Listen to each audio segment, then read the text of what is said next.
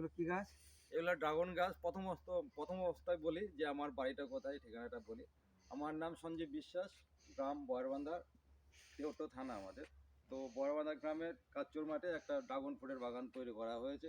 সেটাই তৈরি করা হয়েছে, এটা একটা পরীক্ষামূলকভাবে কীভাবে আমাদের এখানে চাষটা হবে, কোন চাষটা মানে কোন জাতের বেশি হবে। আচ্ছা, আমি যেটা আপাতত বলছি, ড্রাগন গাছটা কি কাজে লাগে?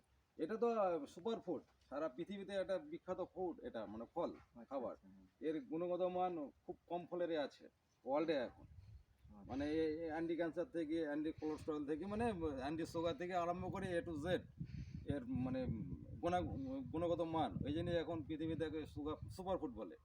আমাদের প্রধানমন্ত্রী তো এখন অন্য নাম দিয়েছে, কোমল ফল এর।